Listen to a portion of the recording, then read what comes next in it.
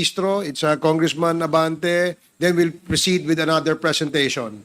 Congresswoman Luistro, you have 10 minutes. Mr. Chair, may we know from the record which is in possession of the Honorable Akop if it bears the name of the 13 Chinese nationals? Yes, meron.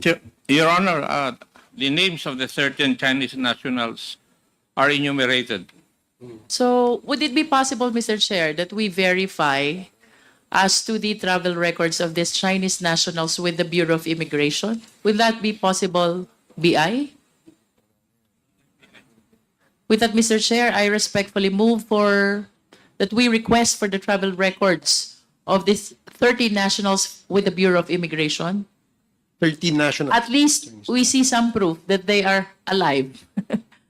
If they still have this recent travel records. And with all due respect to DG Villanueva, of course, we could not account really where these 30 nationals are because we're not certain whether there was indeed a turnover.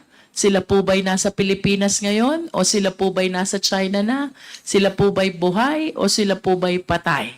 We cannot tell until perhaps SPO4 Val Carrillo will testify before this committee as to what happened to those 30 nationals who allegedly were turned over to the Bureau of Immigration.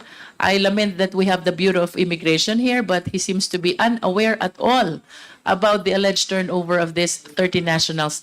Nevertheless, Mr. Chair, considering the conflicting versions of what possibly happened to these 30 nationals, I wish to share to the committee one of the interview of the former president, and I hope we can hear some enlightenment from DG Villanueva if he has something to say about this interview of the former president in relation to these 11 or 13 Chinese nationals. So you have a video to show. Yes, Mr. Chair, and I understand that the Secretariat is ready to play. Secretariat?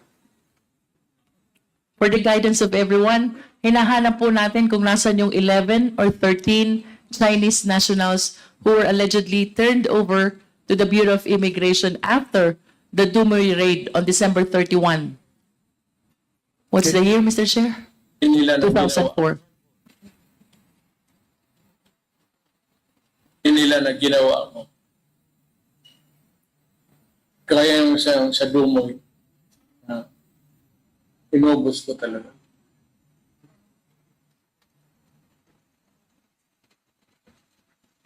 I did it because I had to do it for my country. I believe it's clear, Mr. Chair, yung sa Dumoy, inubos ko talaga. I did it because I have to do it for my country. Can we hear the comment of DG Villanueva?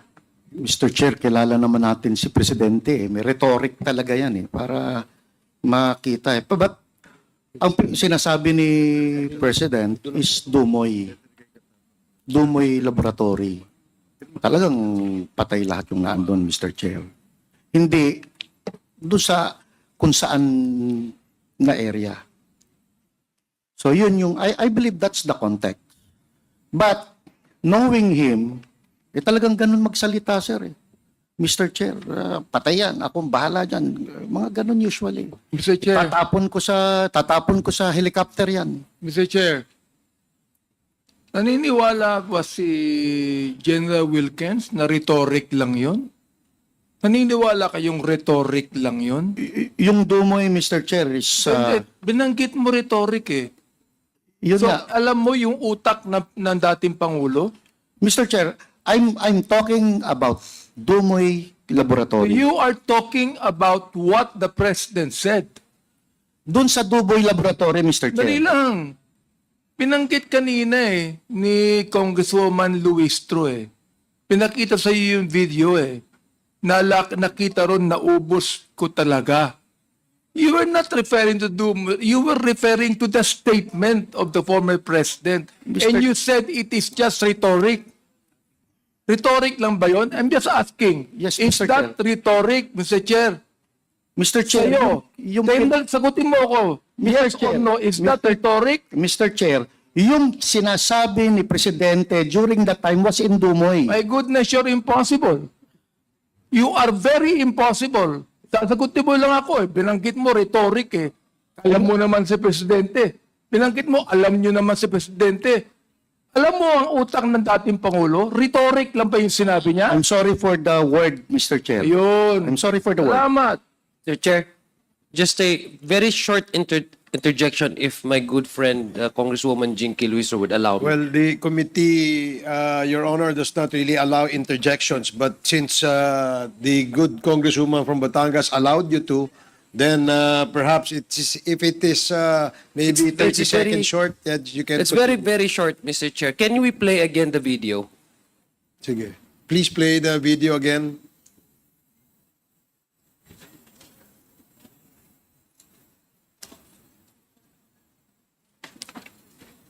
Comsec, can we play again the video? Comsec, Secretariat, can you please play the video?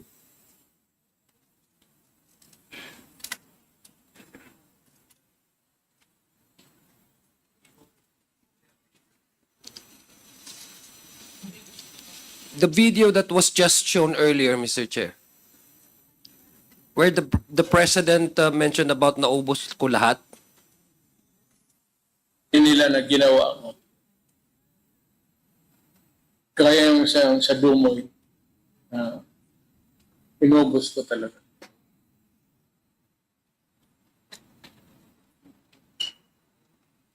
I did it because I had to do it for my country.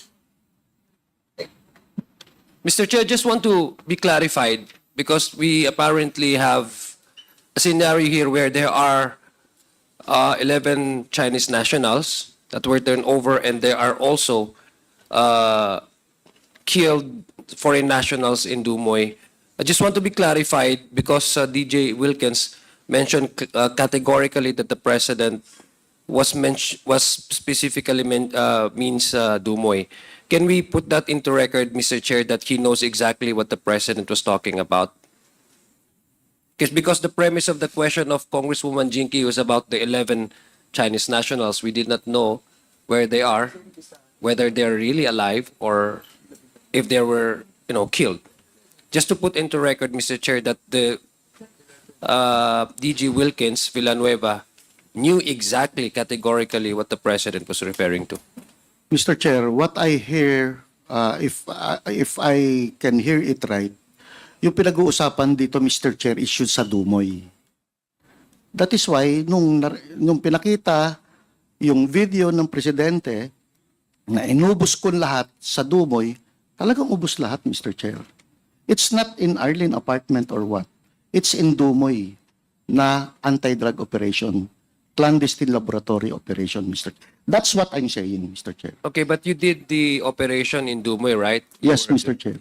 So was there a clear, because when the president says, taking into the context of his pronounce it there, inubos ko sila lahat, did he direct you personally to make ubos of all the Chinese that you found there in the raid? Lumaban yung anim, Mr. Chair. Kaya kwento ko nga kanina, yung pang-anim na namatay, No, pinakal yung agent natin, yung police natin. Yeah, Mr. Chair. I'm not saying the manner of which they were killed. I'm just trying to patch and link his statement with the one that you just said earlier.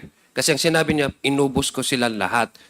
Pero kayo po yung gumawa ng raid. Now, put that into context. Did he order you to kill all No, those no, Chinese? Mr. Chair. Hindi Yun ang po. gusto kong Kami mention. lang, sa amin yun, Mr. Gusto, Chair. yun ang gusto naming i-point out po ni ni Chairman Benny Yes, Abante. yes, So I Mr. would Chair. suggest to DJ Wilkins Villanueva not to speak on behalf of the President Yes, because we yes, can never Mr. understand what the President really means. Yes, Mr. Chair. Thank you, Mr. Chair.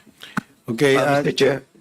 before that, let short me lang. acknowledge the presence of Congressman Johnny Pimentel and Congresswoman Janet Green. Short Are lang, you done, Congresswoman Luistro? You are Sige okay. lang ako. Thank you, Jinky. This one. Please proceed, Congressman Dan. Hindi, I was